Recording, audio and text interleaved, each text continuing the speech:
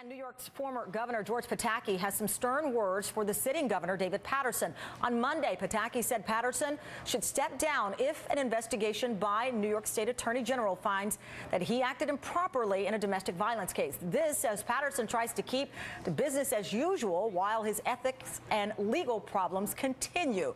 The question remains, though, how much longer can he fight this off? Julie Menin is the chair of the New York's Community Board #1 and Democratic political commentator, as well as Errol with us, columnist with the New York Daily News and a radio talk show host. Thank you both, and you both have great long titles, which is awesome. But let me start off with you, Julie. What do you think here? You've got Pataki now saying if it is true, you need to step down. Well, I agree with that. If it is true that David Paterson engaged in obstruction of justice or witness tampering in terms of talking to the victim of the domestic violence, Ms. Booker, then obviously he committed a crime. But the problem is we don't know that. The only person who knows that is David Paterson. So I don't think it's up for the public to say you have to resign when we don't really know all the facts. What's critical is that Andrew Cuomo, the Attorney General, complete this investigation quickly. The longer this drags on, the worse this is for New Yorkers. Especially when you're looking at 10 months left in office that Paterson has. That's exactly right. He only has 10 months left. He indicated he's not going to run for re-election, but it's really about the problems of New York. We've got a $10 billion deficit here that has to be closed. We've got to reach a budget agreement in 3 weeks by April 1st, so we've got to get this done. Well, Errol, you know, you've got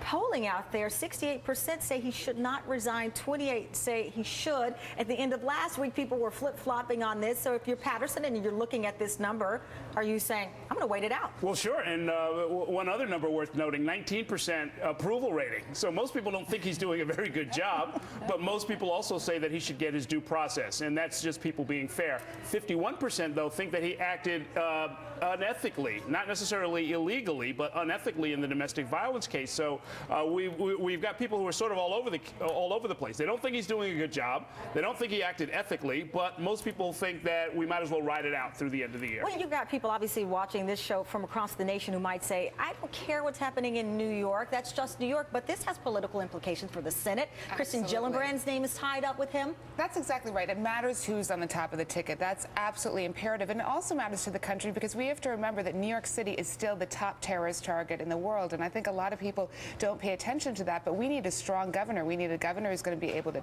protect New York State and New York City. And not be distracted by some of these Yankee tickets issues and such. And also, we have a great lieutenant governor in Richard Ravitch. We've got to remember, he was the person who solved the fiscal crisis in the 1970s. What concerns me is that David Paterson is not talking to Richard Ravitch on any regular basis. He's become isolated, some of the reports have said. Yeah, and this is the publishing capital, it's the cultural capital, it's a very important, it's the financial capital, not only for America, but in some ways for the Western world. So it's really important that it function well. So other folks who don't live here, you may not care about whether we get our sewer contracts processed on time, but to a great extent, what happens here matters for the rest of the country. Errol, I've got to ask you, and you both can answer this, because we've talked about Governor Paterson resigning. He's the first African-American governor of this state. I get so many very angry emails from people who say he's being targeted because he's black. Right. You know, leave him alone. The media's being unfair to him. What are the African-American leaders like Al Sharpton saying here? Well, they've been trying to support him as best they can, but the reality is we've had a whole wave of scandal that has hit the state. I mean, he's only governor because the guy before him, who was not black, left in a sex scandal. We had a controller who's now a convicted felon.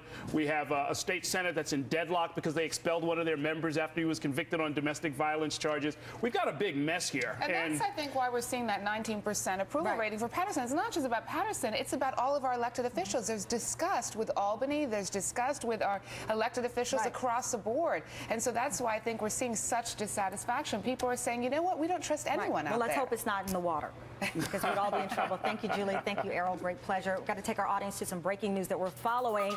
The man who was accused of trying to extort David Letterman.